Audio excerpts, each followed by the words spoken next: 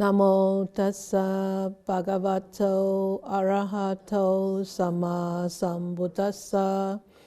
Namo tassa bhagavato arahato sama sambuddhassa. Namo tassa bhagavato arahato sama sambuddhassa. The Ratana Sutta. The city of Vesali was afflicted by a famine, causing death, especially to the poor folk. Due to the presence of decaying corpses, the evil spirits began to haunt the city. This was followed by a pestilence. Plagued by these three fears of famine, non-human beings, and pestilence, the citizens sought the help of the Buddha, who was then living at Rajagaha. Followed by the large number of monks, including the Venerable Ananda, his attendant disciple, the Buddha came to the city of Vesali. With the arrival of the Master, there were torrential rains which swept away the petrifying corpses. The atmosphere became purified. The city was clean. Thereupon the Buddha delivered this jewel discourse, Ratana Sutta, to the Venerable Ananda and gave him instructions as to how he should tour the city with the disheveled citizens, reciting the discourse as a mark of protection to the people of Vesali. The Venerable Ananda followed the instructions and sprinkled the sanctified water from the Buddha's own alms bowl. As a consequence, the evil spirits were exorcised. The pestilence subsided. Thereafter, the Venerable Ananda returned with the citizens of Vesali to the public hall where the Buddha and his disciples had assembled awaiting his arrival. There, the Buddha recited the same jewel discourse to the gathering. Whatever beings, non-humans, are assembled here, terrestrial or celestial, may they all have peace of mind, and may they listen attentively to these words. O beings, listen closely. May you all radiate loving kindness to those human beings who, by day and night, bring offerings to you, offer merit to you. Wherefore, protect them with the diligence.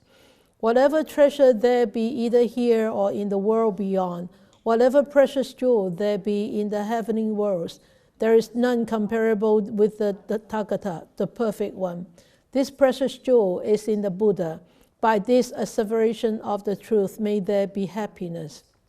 That cessation, that detachment, that deathlessness, Nibbana supreme, the calm and collected Sakya sage, the Buddha had realized.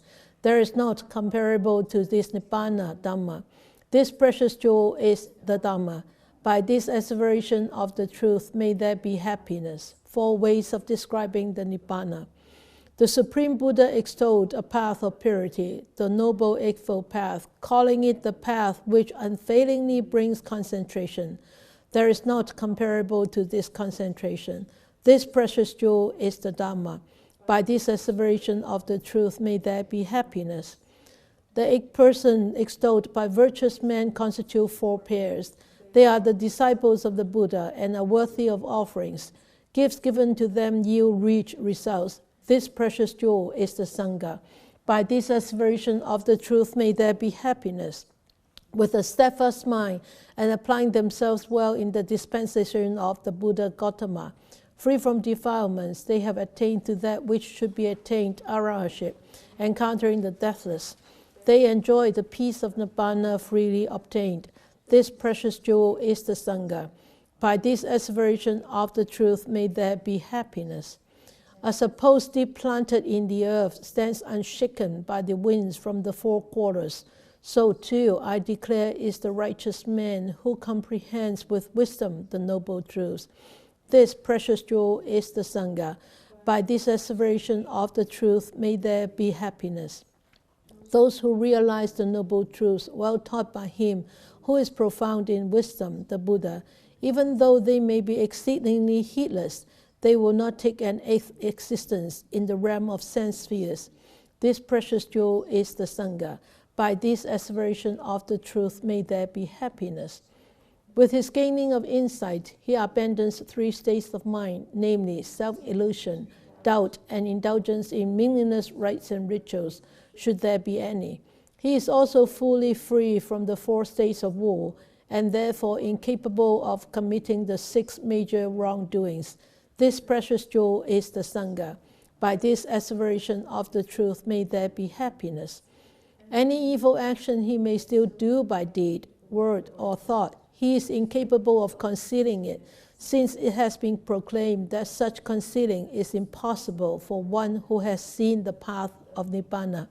This precious jewel is the Sangha. By this asseveration of the truth may there be happiness.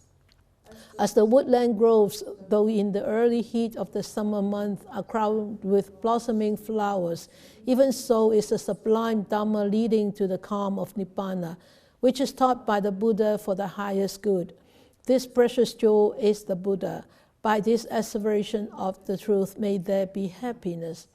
The peerless excellent one, the Buddha, the knower of Nibbana, the giver of Nibbana, the bringer of the noble path, taught the excellent Dharma. This precious jewel is the Buddha. By this asseveration of the truth may there be happiness. Their past karma is spent, their new karma no more arises. Their mind to future becoming is unattached. Their germ of rebirth consciousness has died.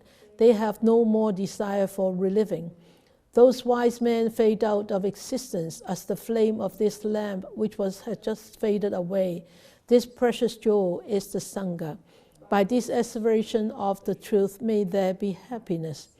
Whatever beings, non-humans, are assembled here, terrestrial or celestial, come let us salute the Buddha, the Tathagata, the Perfect One. Honored by gods and men, may there be happiness. Whatever beings are assembled here, terrestrial or celestial, come let us salute the perfect Dhamma. Honored by God and man, may there be happiness.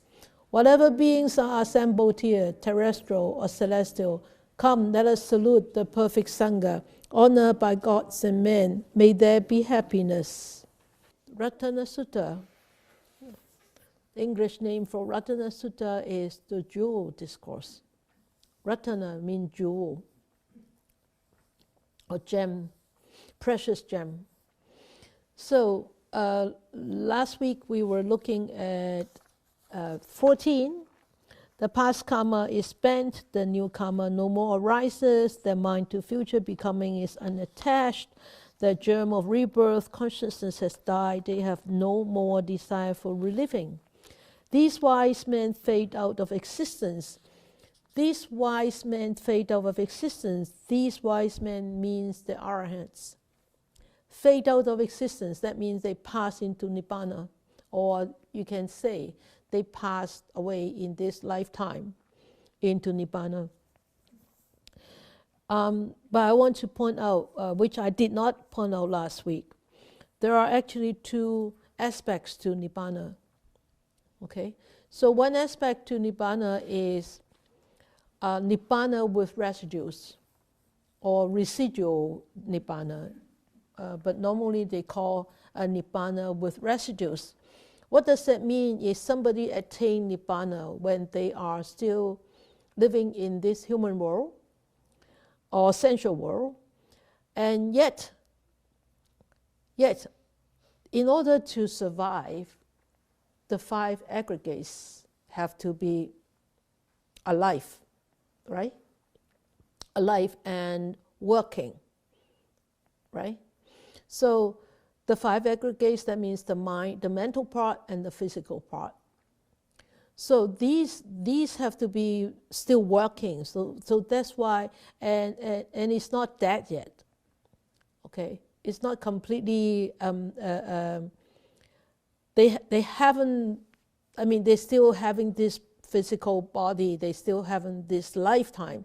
So it's called a Nibbana with residues.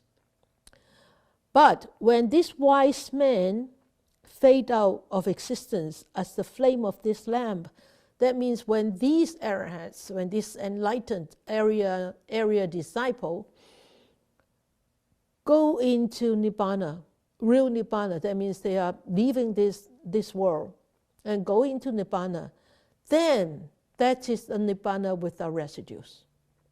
So there is two types of Nibbana. At that time when they actually go into Nibbana, that means leaving this body, leaving this life, this existence, the 5 aggregates are completely not working, okay?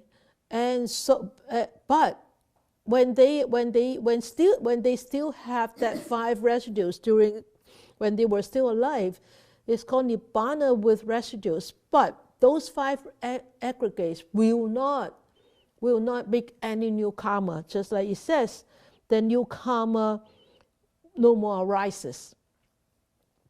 So that at that time, actually, the 5 aggregates are already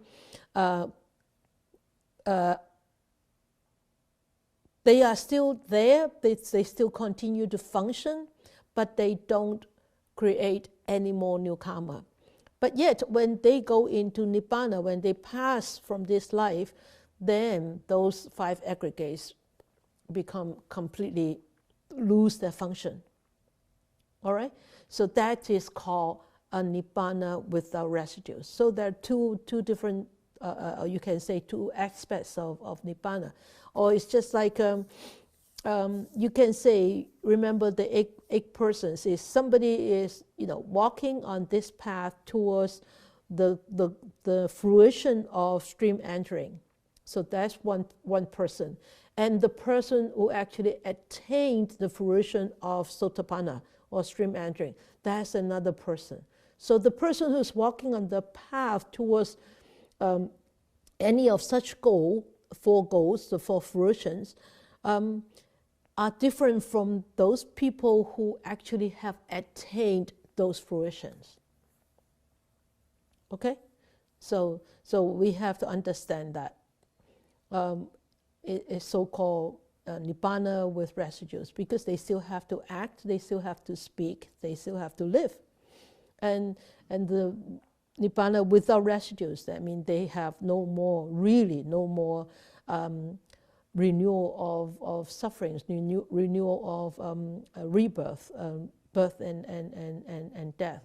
Like the cycles of samsara, they really have exit from these cycles of samsara. Okay, so that is the I want to actually add that back into verse 14. So you remember that verse 14. Actually, the Buddha was praising the Arahant, how the virtues of the Arahant. So, and after these 14 verses, actually the Buddha finished the whole teaching of the jewel discourse, and the Sakya king and many of the gods and men, the deities or devas, actually were around the assembly hall, or even inside the assembly hall, and they heard it, and then the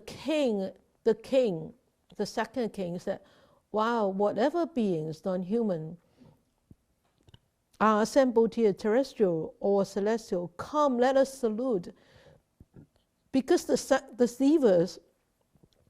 devas, after hearing the teaching, this particular teaching by the Buddha, and when the Buddha actually finished teaching, the remnants of those famine, of those evil spirits, of the pestilence were really completely being settled. So the city of Vesali was completely purified. Okay, so the second king actually witnessed this, and all the devas witnessed this. So the second king said, after the Buddha taught this, and he thought to himself, "Wow, I am the king of the heavenly beings, and I also should give blessings to the people of Vesali. And how should I do it?"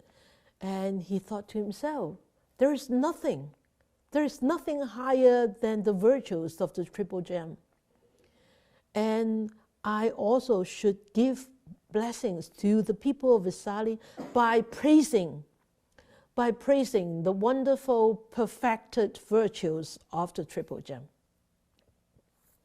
So that's why the Sangha actually recites these few verses.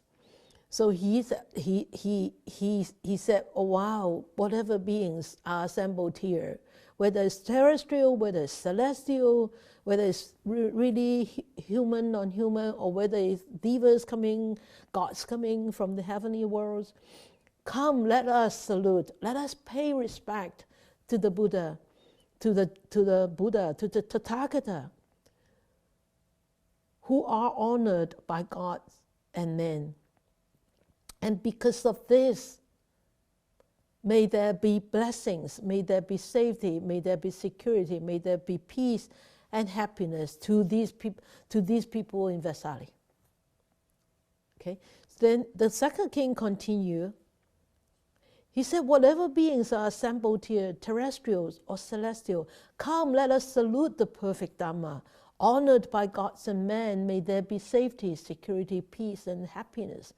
The second king, after hearing this wonderful Dharma and after hearing about the virtues of Dharma, and he appreciated so much that he said, let us salute this perfect Dharma, which there is no comparison. Nothing in this world can compare to this beautiful Dharma, to this perfected Dharma. And let us salute this. And so may this salutation bring such blessings which are shared to all the people in Vesali. May they be safe, may they be secure, may they be happy, may they be peaceful. And then he continued, he said, whatever beings are assembled here, terrestrial or celestial, come, let us salute the perfect Sangha. So, we will go through this later on. The perfect Sangha. We know so many verses are talking about the virtues of the Sangha. And they are honored by gods and men, and let us salute to them. And may our salutation bring these blessings to these people in Vesali. May they be safe, secure, and peace and happy. Be peaceful and be happy. After the king of Sangha, or after the king of the heavenly existence, recited these few verses, and this whole area became even so clean and so peaceful. And and then these heavenly beings actually went to take refuge with the Buddha. And afterwards, the king said that, well, Buddha, we have to take leave from you now. So they left. After they took refuge, and they left. And then the Buddha actually stayed in Vesali for a few more days, for 7 more days. And every day he kept reciting the Ratana Sutta with all the people in Vesali.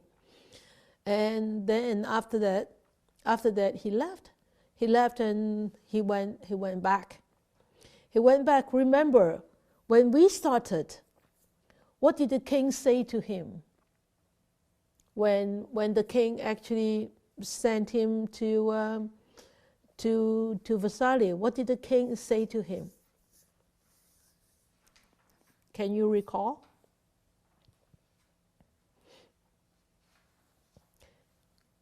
What did the king say to the Buddha when he sent the Buddha off and he was standing in the middle of the river while Versha? Was it,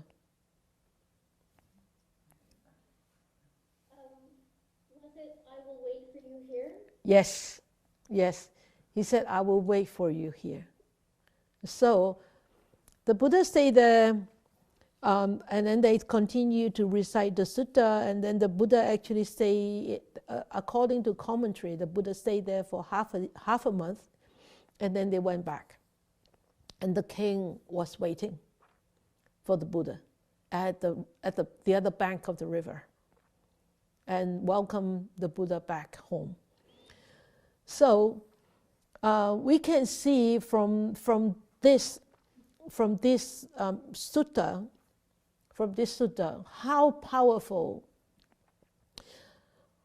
are virtues, how strong are virtues, those wholesome virtues. So I actually made a little summary of this sutta, summary of the virtues of the three jewels. The words may be a little bit small, but you probably can see it. You put it into full screen, then you may be able to see it clearer. So the summary of the true and exclusive virtues of the triple gem.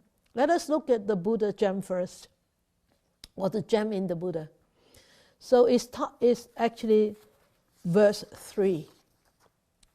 The first verse actually praising the virtues of the Buddha. Verse 3, it says, whatever treasure there be, either here or in the world beyond, whatever precious jewel there be in the heavenly worlds, there is not comparable to the Tathagata. Nothing is equal to the gem in the Buddha. So that's the first gem. That's the first one. And the second one that is praising the virtues of the Buddha is verse 12. Remember, this is a beautiful simile.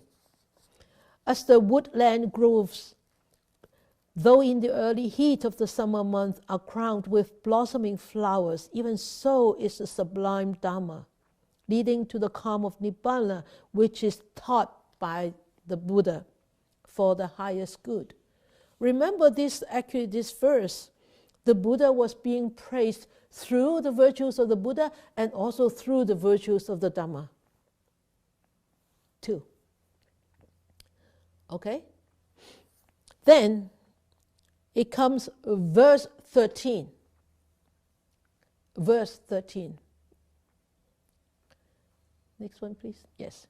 Verse 13, it says, the peerless, excellent one, the Buddha, the knower of Nibbana, and the giver of Nibbana, and also very important to us, as people who were born after the Buddha, or even born after the Nibbana of the Buddha, was the bringer of the noble path.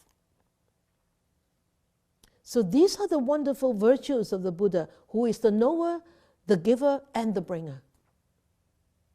And most of all, not just the knower, not just the giver, not just the bringer.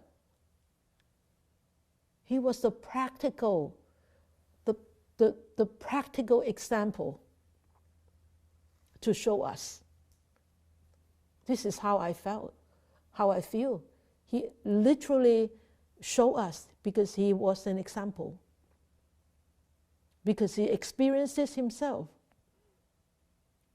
So we can learn from him. So he's a role model, right? Okay. So these are the virtues of the Buddha, and the summary of the virtues of the Buddha is verse 3, 12, and 13. Okay? All right, then the virtues of the Dhamma. Virtues of the Dhamma is verse 4. Verse 4 is talking about that cessation, the detachment, the deathlessness, supreme, the calm and collected second stage the Buddha had realized. The Buddha has realized these truths. The Four Noble Truths. Okay? The arising of sufferings, the causes of suffering, and the most of all is the path leading to the cessation of sufferings. And because of that, we are able to detach ourselves.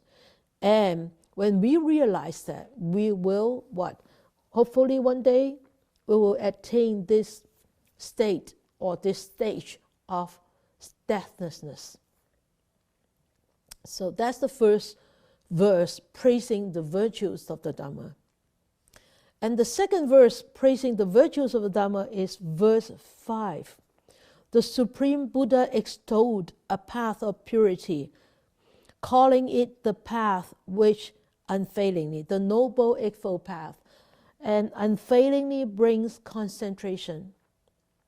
So, because of these supramundane concentrations, Samma Samadhi, the right kind of concentration which is built up, which is cultivated by developing the right kind of mindfulness, Samma Sati, with the right kind of efforts.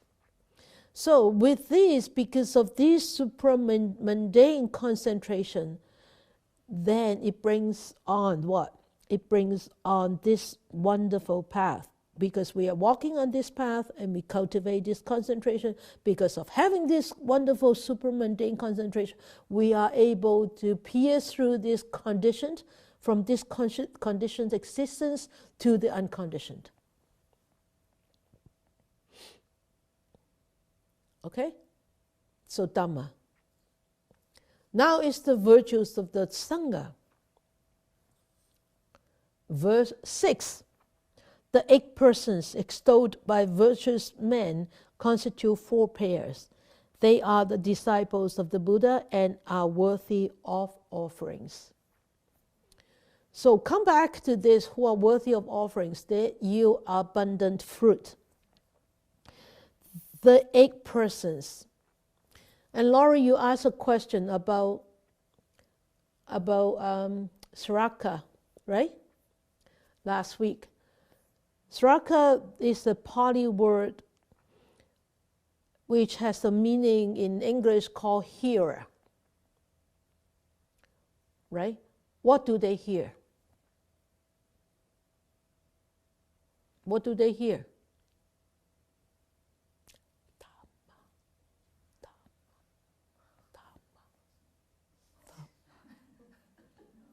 Dhamma. Yeah. What do they hear? Dhamma.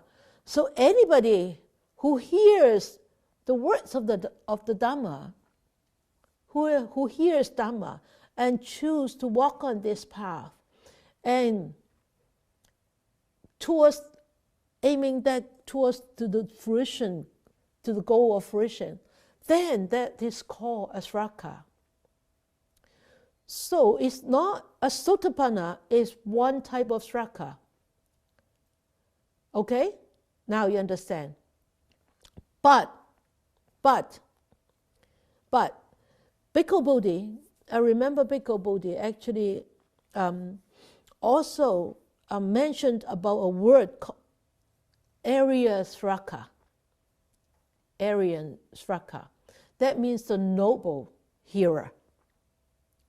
That means those people who are really excelled in Dhamma, in practicing Dhamma, and really excelled in attaining the fruition. So we could be called Sraka. We could be called the hearer of Dhamma, because we are practicing the Dhamma. But we haven't excelled in the Dhamma yet. Right? So when we excel, we become Aryan Sraka. So Sraka, not necessarily a monastic, it could be a layperson. So Sraka, this term is really not limited to be used by Buddhists, not limited as a Buddhist term. It's also a term that has been used for a long, long time by Jainism. Okay, so it probably is a very ancient Indian word. Okay, so is that clear? Good. So that is verse 6 about the noble Sangha. And verse 7 It said, with a steadfast mind, that means very concentrated mind, and applying themselves well in the dispensation of the Buddha Gautama, free from defilements, they have attained to that which should be attained. So, who have attained the highest achievement is the Arahant. So these noble Sangha members have attained the highest fruition, the Arahants. Okay, and then there's verse 8, who sees the noble truths unwaveringly. These are the stream enterings, the stream enterers. Remember that? Okay, so that's verse 8. Deeply planted post, unshaken. Okay, not even could be shaken by an earthquake or tsunami or whatever. And then the virtues of the noble Sangha continued into many verses, into the following many verses. Verse 9, those who realize the Four Noble Truths well taught by him who is profound in wisdom. Even if it is very sluggish, remember the sluggish stream enterer, they will not take an existence. That is virtues. Okay? So verse 9. And verse 10 is, with his gaining of insight, he abandons the three states of mind, the fully free from the four states of woe, and what? No committing of the 6 major wrongdoings. Okay? So that is also virtues of the Sangha, Noble Sangha. And we continue to look at the virtues of the Noble Sangha. It's verse 11. Who are incapable of concealing any tiny little mistakes. They cannot contain it. They cannot conceal it. Because why? They are perfect in morality, in sila. Okay? And then, that's verse 14. As their past karma is spent, their new karma no more arises. The mind to future becoming is unattached. The germ of rebirth consciousness has died. They have no more desire for reliving. That's the virtues of the Arahant, who are unattached to feel the future rebirth. Because why? No more seeds. No more seeds of rebirth. They have been cleared out. Completely seedless. Seedless. That's what we are. We are eating grapes, seedless watermelon. But we have to become seedless too. The heart mind has to become seedless. Right? In order not to take any more future rebirth. So that is all about Ratana Sutta. Hey!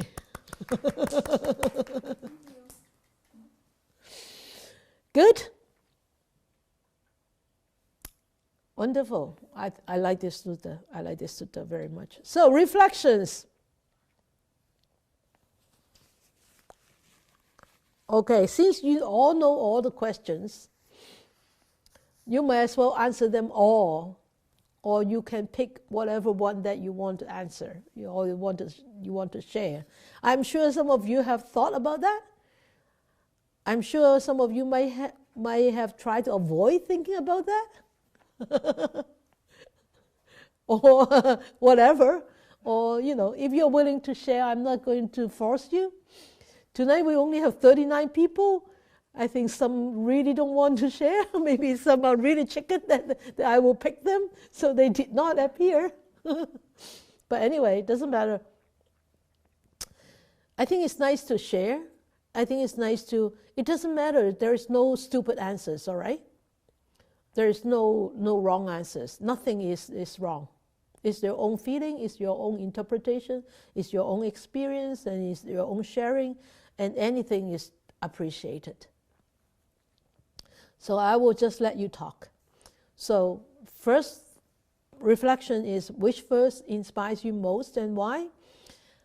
Have your faith, satta, in the virtues of the Triple Gem become stronger? How would the strength that you have developed and get stronger help you on the path?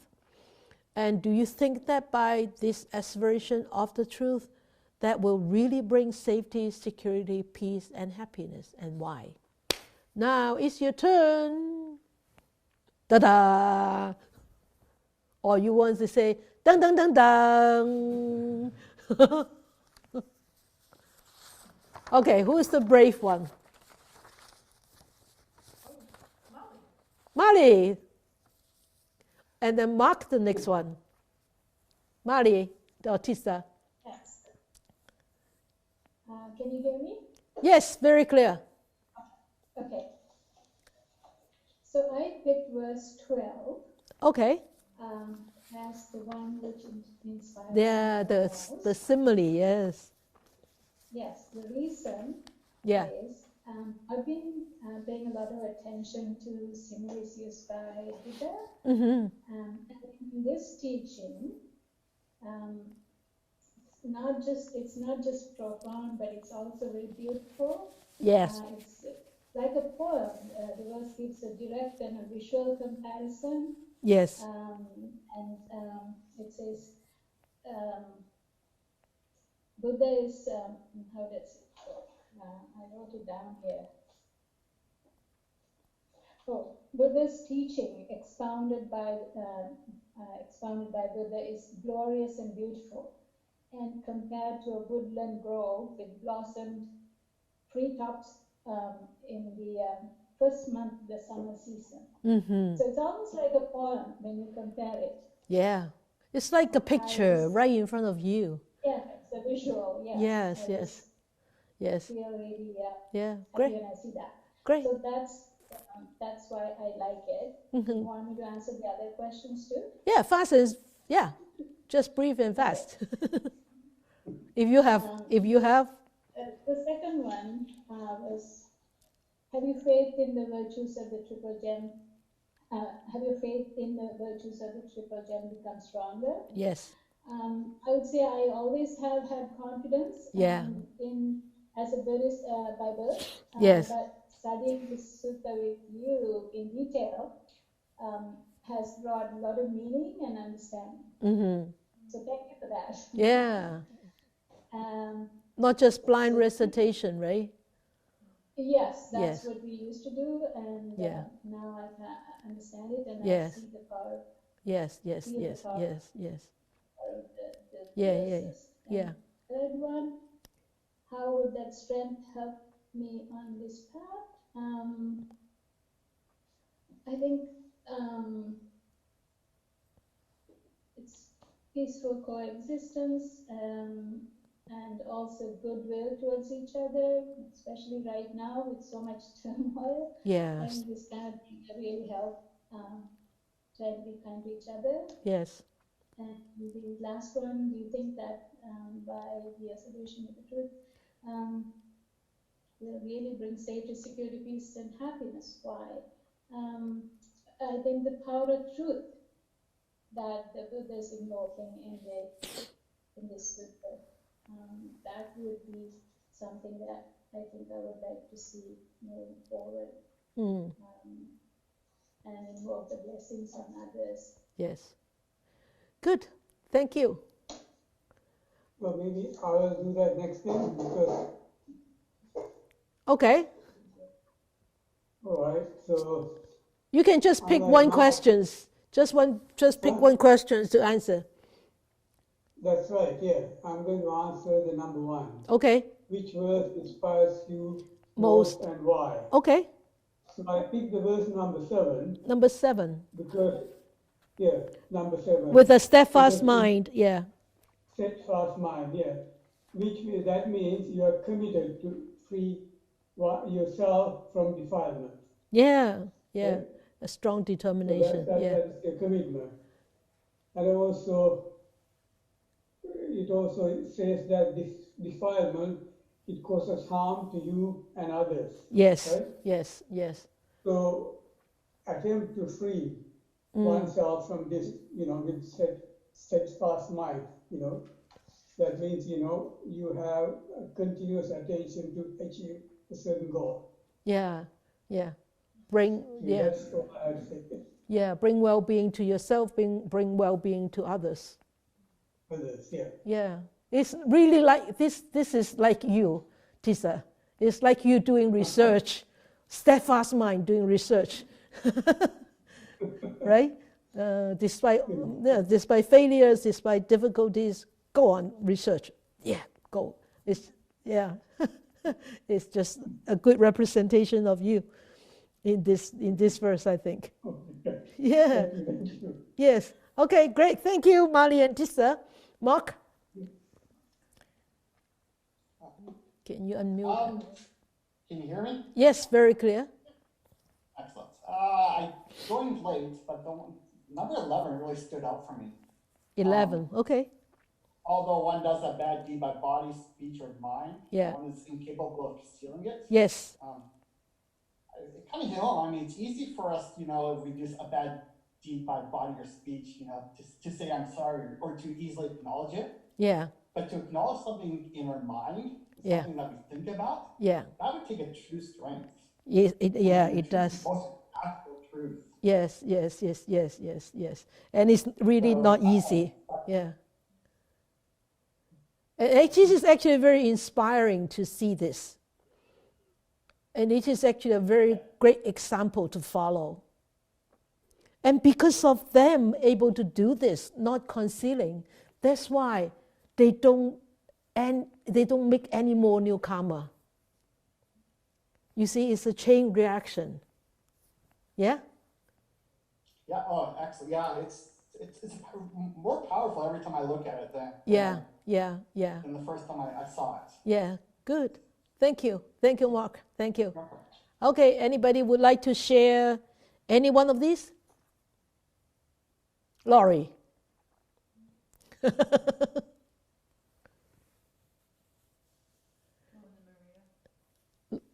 Okay, then Maria. Okay, Laurie. Okay. Yeah.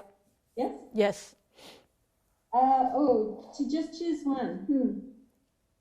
Or if you can be brief, you can choose 4. Yeah. Well, I tried to choose one verse that inspired me the most, and I ended up deciding that it was all 7 of the Sangha verses. Oh. Because I started to realize as the weeks went on and I started to learn more and more. Yes. And reflect more and more on the Sangha and what it meant to the teachings right from the beginning, surviving and being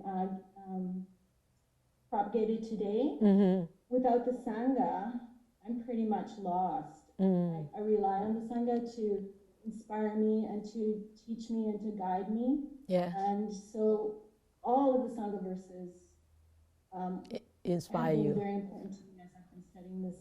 Yeah. And we're fortunate to have a Sangha in Chilliwack. So incredibly fortunate. And studying the sutra has made me realize how incredibly lucky we all are. It's really rare. I kept thinking, I don't know why I end up here. I just don't know. It's so difficult. Yeah. It's so difficult. Yes. And then I think, if you don't mind, I'll just skip to number 4. Sure. Yeah. Do you think that by the Asseveration of the truth will really bring safety, security, peace, and happiness? Yes, I do. And I can say from personal experience that as I have been reading this and reciting it and now chanting it, and I'm trying to commit it to memory now, the deeper I go into it every day, Yeah. single day, I have experienced a sense of peace and serenity. Yeah. And I feel like that peace and serenity is radiating out from me. So wow, beautiful. It's a physical and a mental thing for me. Yeah. And I think it's incredibly powerful. Yes. I'm so grateful that you have taught this to us. Thank you. Wow, it's nice sharing. Thank you. It works. It does. It works. It really works. It's a really wonderful sutta. I really like this sutta. Yeah. Okay, next one. Maria. Yeah, Maria, you put your hand up, right? Okay, there you go. You unmute yourself, Maria, please. There you go. Am I there? Yeah. Okay. I did answer all four as well, but I'm gonna, just for the time, I'm gonna do answer 3 and 4. Okay. Okay. Yeah. How would the strength help? Yep. On this path? I think there's strength in the knowledge that, I think there's always strength in knowledge. And with that knowledge comes faith. And each time that we remember to apply this knowledge in the goings-on in our own daily life, what we see going on in the world today, it's just very helpful.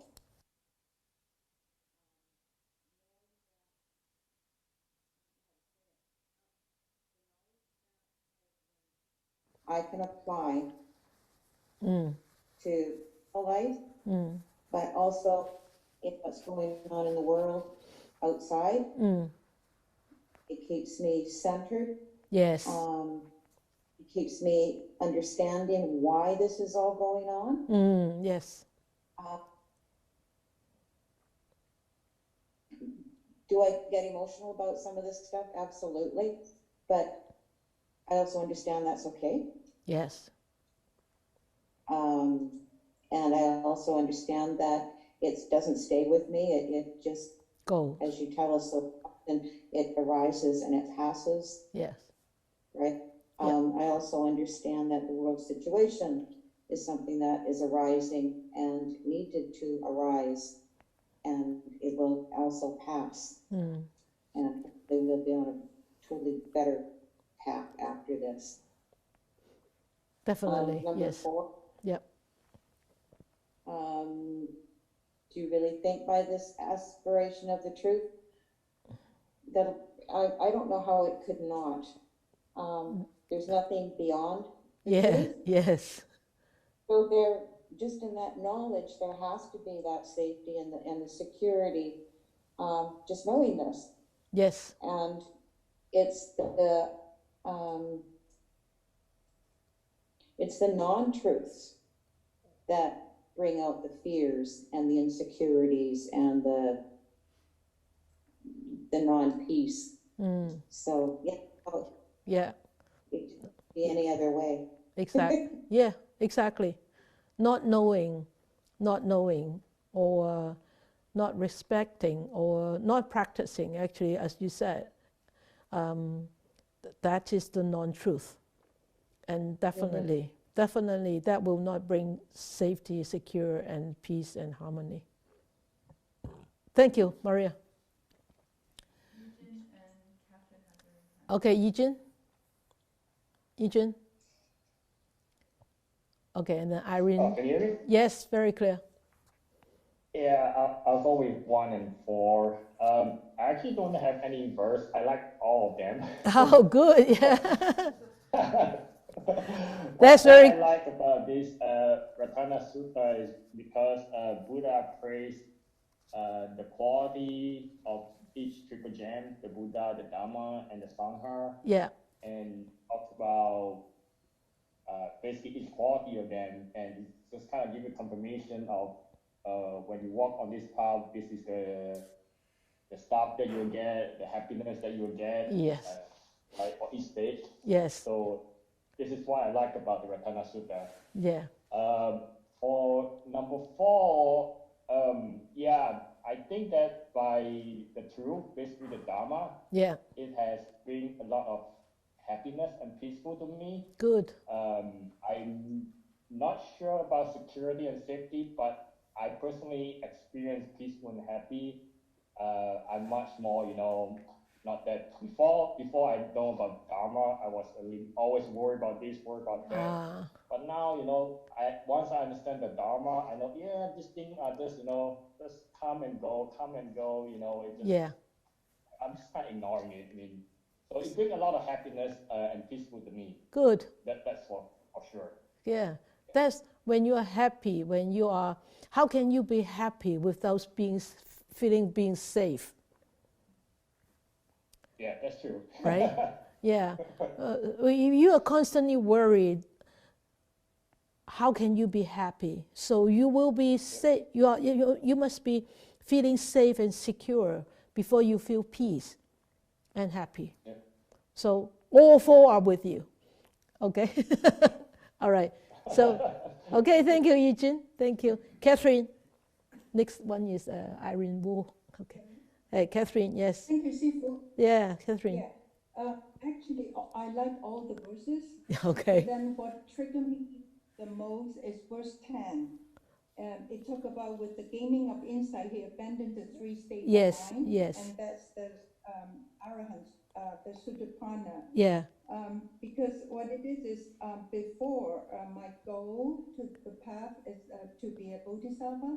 But then the thing is, in order to achieve the goal of bodhisattva, we still have to accomplish those first, the yes. path of arahantship. Yes. And then this verses just brighten me up so that I know, by abandoning the three state of mind, and also that way I'm free from the fourth state of wound, and then Yes. I will not be committing the 6 major wrongdoing. Yeah. That way I feel like you're already. This is not too far approaching. Good. Yeah. Good. I will be more confident. Yeah. Very optimistic. Good. Yeah. Well done. Yeah. Okay. And then also the asseveration of truth. Last one, yeah. Do you think it would bring me safety, the security and happiness? Yeah. I think it do, because every day I try to read it once, and also I have an intention of trying to memorize it. Not too much just in memorizing the verses, the words. But the thing is, now I'm beginning to understand it. Yes. And try to analyze it and think about it. Yeah. And I find out that there's so much, that I learned from this sutta. Yeah. And then the thing is, I have to gradually do accordingly. Good. So it's really a blessing, and all this virtue. And thank you, Sifu. 10 weeks ago, yeah. We started on it. Yes. And it really helped. Good. I'm glad. So, Irene? Thank you, Catherine. Thank you, Sifu. Irene Wu? Yes, Irene. Okay, so for number 4, from my understanding, if you understand the truth, the Four Noble Truths, which is the dukkha, the cause of dukkha, and the path to extinguish the dukkha. Yeah. So you understand the reality, which is the anicca, yes. Impermanence, dukkha, suffering, and also ananda, non-self. Then you don't have any fear, and you may not even need the safety, security, peace, and happiness, because you are really, how do I say it, put it together? You're already safe and secure, happy and peaceful, because those states of mind are not something that you actually create. Right. Yeah, because it's there when you don't see dukkha as dukkha. You just see dukkha as dukkha. You know what I mean? You don't see dukkha as a real suffering, but you see dukkha as a dukkha by itself. is, the nature of dukkha is arising and passing. So why be so upset about it? Why be so angry about it? And just accept it the way it is, and then, then naturally when your mind feels so calm, accepting, as I said, you're very equanimous, you're accepting, you're acknowledging, then you understand, then you transform yourself right there. Correct. Right? Yeah. Once you transform, you naturally, spontaneously become safe and secure and happy and peaceful. Right? Great. Thank you, Irene. Good. Anybody else? Carrie. You have to unmute yourself, Carrie. There you go. Okay. Yes? Yeah. So my favorite one is their past karma is spent. Oh, yes. The 14th. Karma arrived. Yeah. Yeah.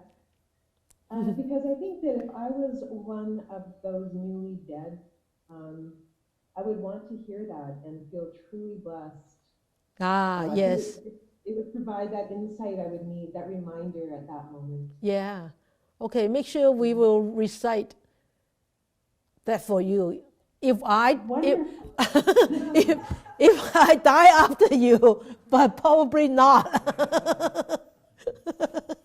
So tell your Dharma friends to remember this, or tell your husband to remember this.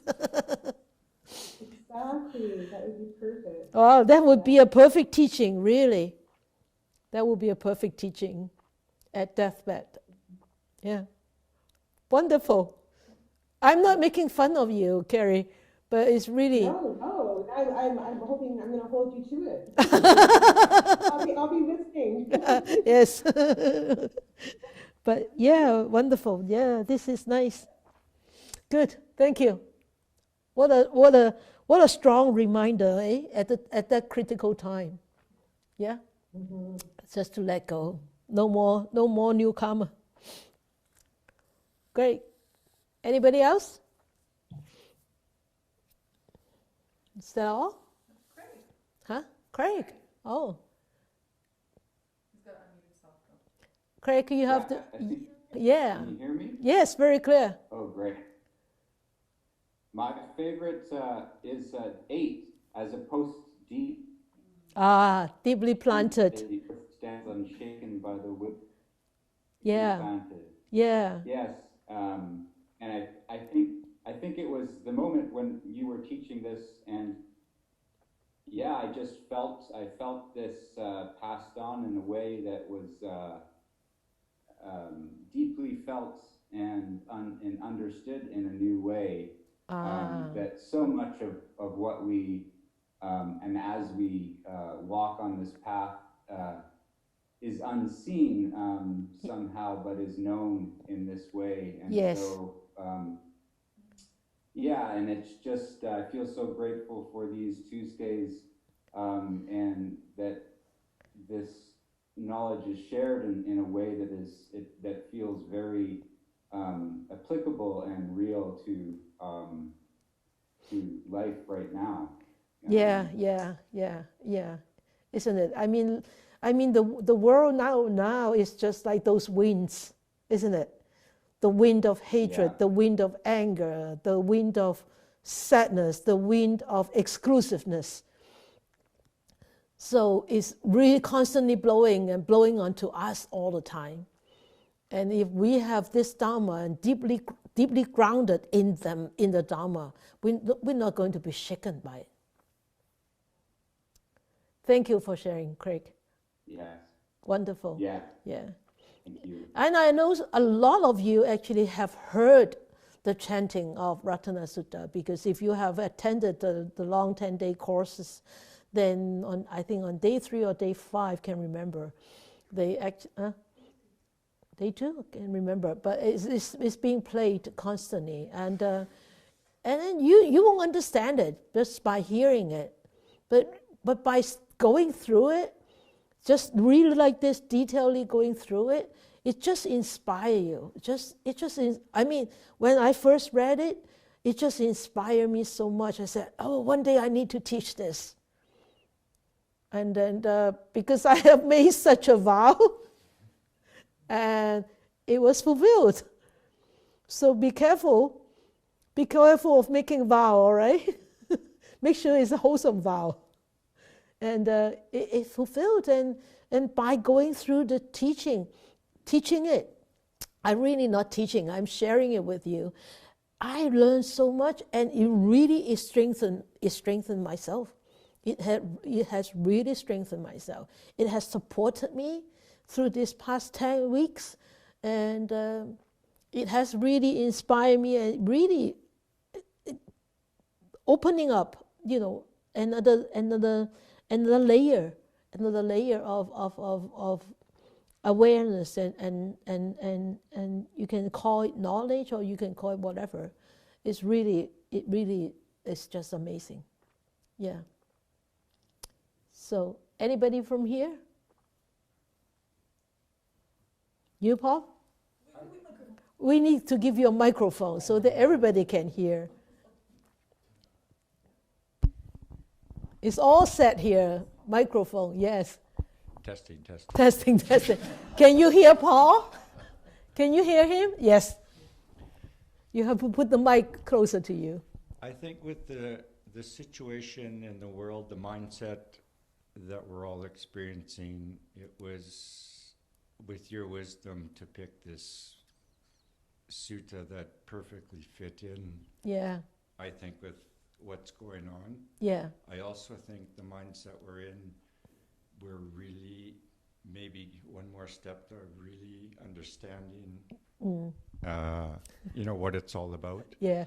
And we hear the words and we understand, but I think all in a little way, we've also experienced this sutta. Yes. In maybe ways that we don't have the words for. Exactly. It's really sometimes you really have no words for it. It cannot be expressed through words. Words are just too limited. Yeah. Wonderful. Great. Anybody else?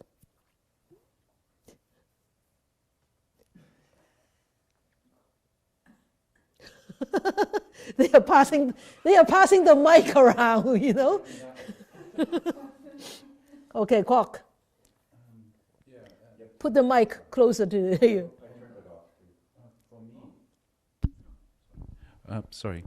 For me, it's like Mark. Verse 11 was one that really stood out for me. Yeah. Because I can really relate to how in kind of doing things.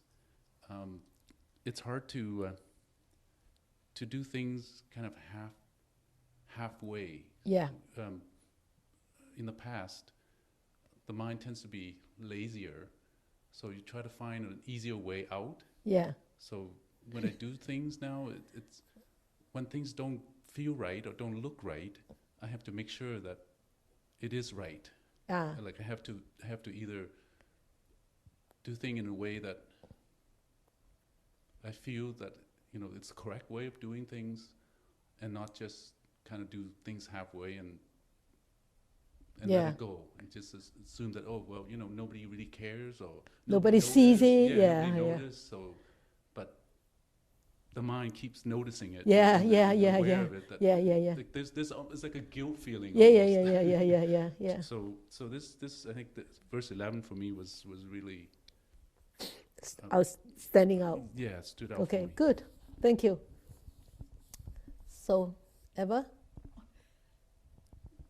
These are all the backstage people that you don't see. They are responsible for the live stream with Zoom and Facebook. So thank you. Take off your mask, please. Oh, sorry.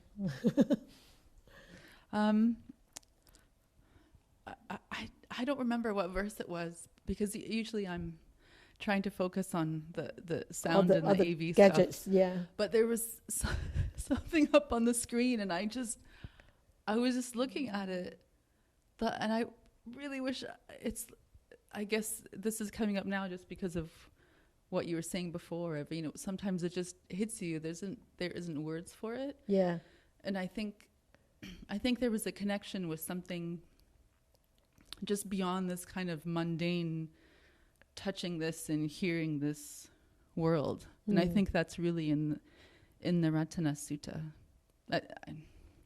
I don't know. I enjoy that connection. So okay, good. Yeah. Okay, anybody else? Oh, there's Hui with his who? H-U-I with his hand up. Hui? Oh, Xiong Hui. Oh, Xiong Hui. Yeah, Xiong Hui from China. Yeah. Okay, Xiong Hui. Okay. Thank you, Sister. Yeah. I want to say that I like that all the sutra, but I don't know which one is more. That I have to say that during this epidemic, that the infection of COVID-19. Yes. We heard about death most. Yeah. Every day that around 700,000 people died from it. Yeah. I have to say I controlled by the fear most of time, and I have to say that really thankful for you to tell us this Ratana Sutra and explain it. Facing of the fear that when I read this sutra, I know that there are one kind of stage that the Nirvana, that's the real calm. There's this kind of condition is really is completely opposite to the fear. I know that their kind of condition, and I have to see not only the sutra. When I think about Sifu yourself, you really set a good moral model for me. Many times I can see that you have no fear when you facing the unexpected accident. I do have fear sometimes, but I don't show it much. Many times. I have to say that during these 2 or 3 months, yeah, that kind of intensive course for me. Yeah. I just reflect about this most of time. Yeah. I observed my own feeling, Yeah. my own body, and Yeah. my mind, all for part of that. Yeah. And I think that there one goal we can reach, that Nirvana. And I think that the virtual tell about Nirvana almost everywhere. That it's right there. The jewel in Yeah. the three gems. Yes. That's my feeling. I just want to say that I really want to say thank you to you, Sifu. Okay, you're welcome. Thank you. Xiong Hui is from Wuhan, China. So she was the first city. She was in the first city that was being locked down. Yeah. So, okay. Thank you, Xiong Hui. Okay, any more? You see, why do you have to be so scared? I never force people to talk unless they want to talk. Okay. So, done? Oh, Ivy. Okay. Ivy. Simple.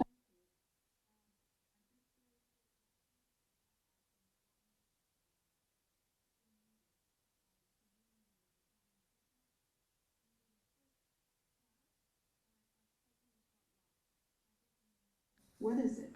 What are you talking about? And then I make some effort and try to catch up. So I only catch up from like number 7. Like all of them are.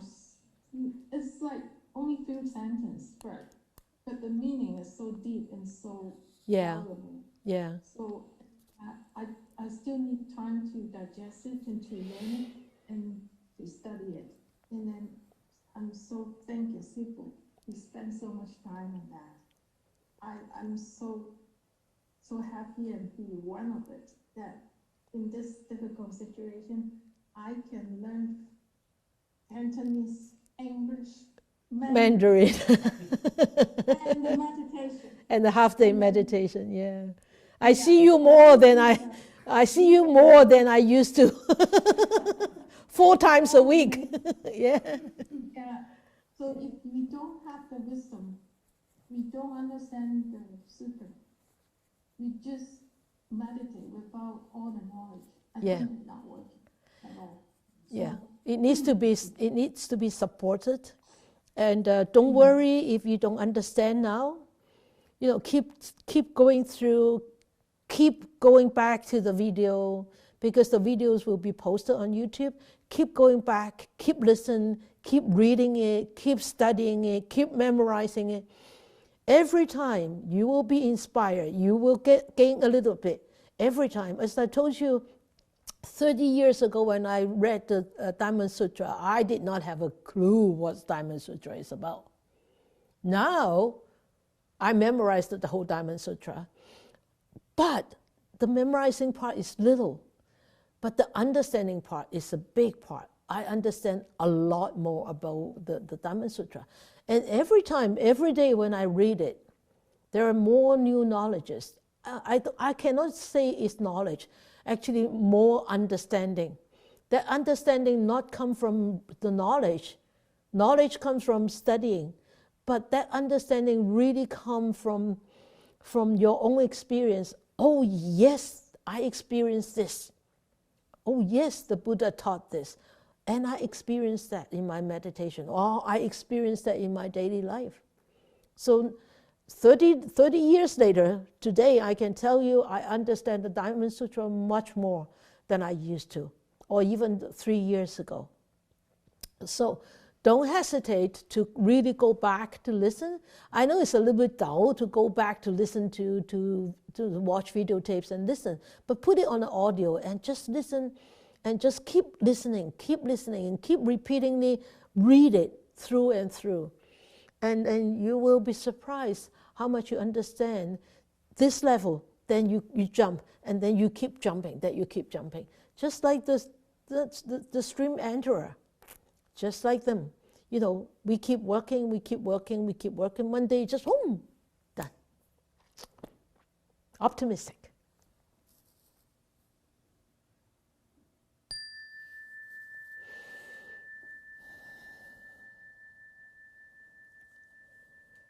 May these blessings extend to all, that we with all the other living beings together will attain the Buddha way.